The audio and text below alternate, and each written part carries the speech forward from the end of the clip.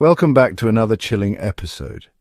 Today we dive into three disturbing true parenting horror stories that will leave you questioning everything. These stories explore the darkest corners of parenthood, where love and fear collide in the most terrifying ways imaginable. Get ready to be drawn into the shadows of these real-life nightmares that prove sometimes the most unsettling monsters are closer than we think. Imagine this. You're a young couple finally enjoying a night out, leaving your precious baby in the care of a seemingly trustworthy babysitter. The sitter arrives early, a kind smile on her face, radiating warmth and experience.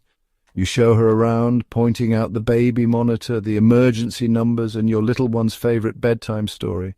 As you pull out of the driveway, a wave of relief washes over you. The babysitter is perfect, or so you think. The night goes on, and you check the monitor periodically. Everything seems fine, your baby's sleeping soundly. But as the hours pass, a sense of unease creeps in. You try to shake off the feeling, attributing it to first-time parent anxieties. But deep down, something feels off. You decide to call the house just to check in. The phone rings and rings, going straight to voicemail. Panic starts to set in. You call the babysitter's cell, but it goes straight to voicemail too. Your heart pounds in your chest. Something is definitely wrong. Racing back home, your minds race with terrifying possibilities. You burst through the door, expecting the worst, only to find the house eerily quiet. The living room is spotless, the kitchen pristine. Then you hear it, a faint sound coming from your baby's room. You creep down the hallway, every creak of the floorboard amplifying your fear.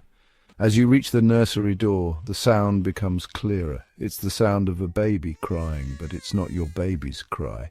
This cry is different, filled with a chilling desperation that sends shivers down your spine. You swing open the door, and what you see makes your blood run cold. The babysitter is gone, vanished without a trace. And in your baby's crib, nestled among the stuffed animals and blankets, lies another baby, its tiny face contorted in a silent scream.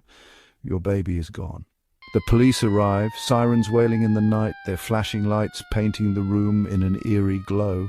They search the house, the neighborhood, but your baby is nowhere to be found. Days turn into weeks, weeks into months, and the case grows cold. You're left with nothing but unanswered questions, haunted by the image of the stranger's baby in your child's crib. The babysitter, your perfect babysitter, was not who she seemed. She had stolen your baby, replacing your precious child with another. But why?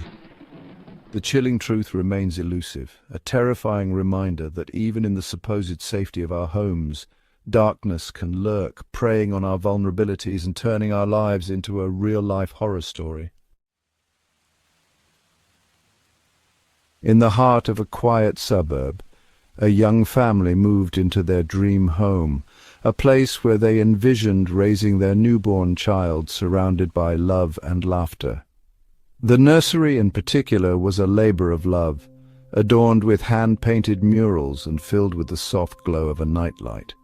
But their idyllic life soon turned into a nightmare, as the nursery transformed into a breeding ground for unexplainable events that chilled them to the bone.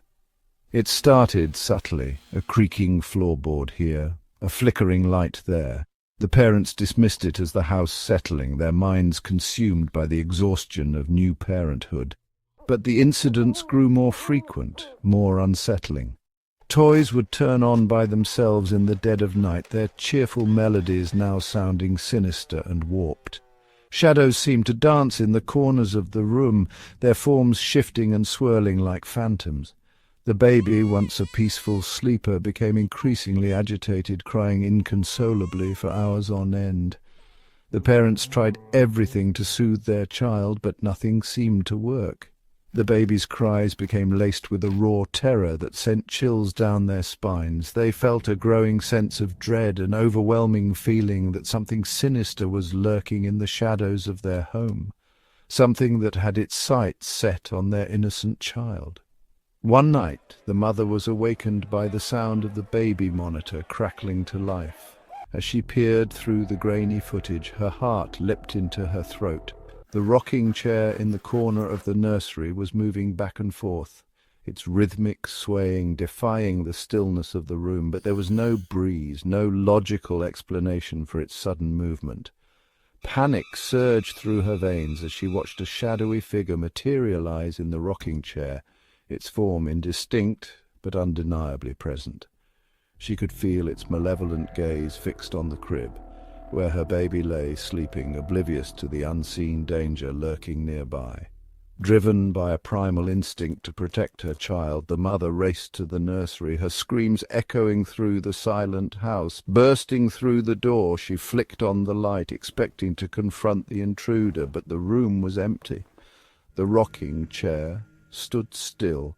The shadowy figure vanished into thin air. The parents were at their wits' end, their sanity hanging by a thread.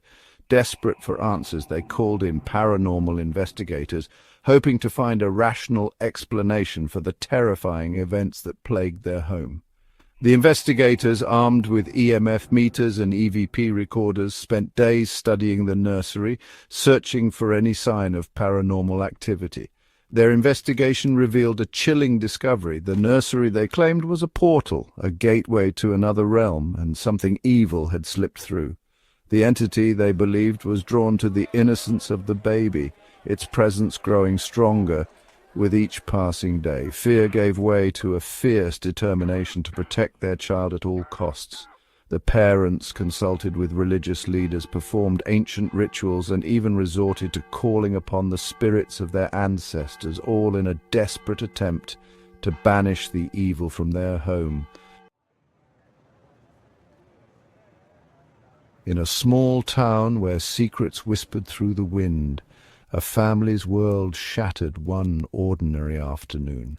Their son, a bright-eyed boy with a contagious laugh, vanished from their backyard, leaving behind nothing but an eerie silence that spoke volumes. The boy, known for his adventurous spirit and love for hide-and-seek, had been playing with his toy trucks just moments before. His mother, busy tending to the garden, had looked up just in time to see a flash of his bright red shirt disappear behind the old oak tree at the edge of their property. She called out his name, her voice laced with a hint of amusement, expecting him to pop out at any second, his face beaming with mischief. But there was no response, only the rustling of leaves and the distant chirping of birds. A knot of worry tightened in her stomach as she scanned the yard, her gaze sweeping over every nook and cranny where her son might be hiding. Panic surged through her as the realization dawned that this was no ordinary game of hide-and-seek. Her son was gone. She searched frantically, her heart pounding against her ribs like a drum. She called for her husband, her voice trembling with fear as she described her son's sudden disappearance. Together they scoured the neighborhood, their cries echoing through the quiet streets as they desperately sought any sign of their missing child. Neighbors joined the search, their faces etched with concern as they combed through backyards, parks, and wooded areas. Hours turned into a blur of agonizing uncertainty as darkness descended upon the town. The police arrived, their sirens wailing a mournful symphony that underscored the gravity of the situation. They questioned the parents, meticulously documenting every detail of the day, every fleeting memory that might lead them to the missing boy. Days turned into weeks, weeks into months, and then years.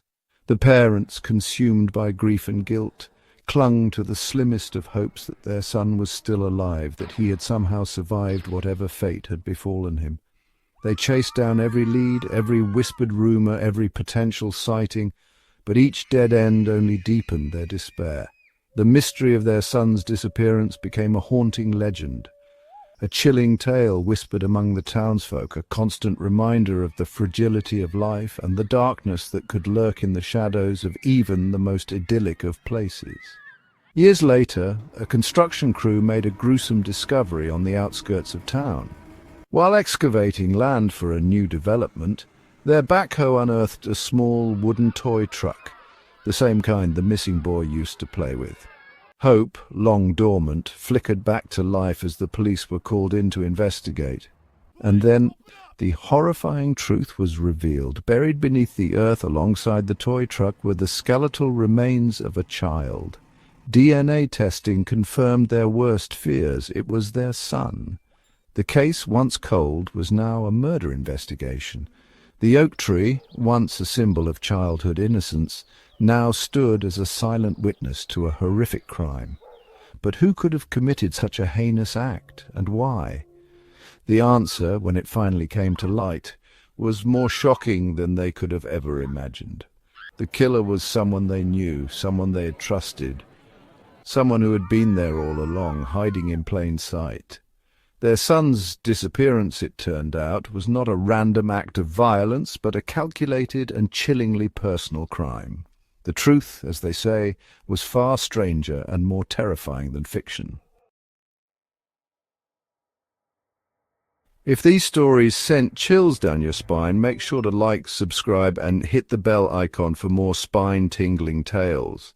And remember, sometimes the scariest stories are the ones that are true, because they remind us that evil can lurk in the most unexpected places, even in the supposed safety of our own homes. So hold your loved ones close tonight, and remember, sometimes the monsters aren't hiding under the bed, they're walking among us.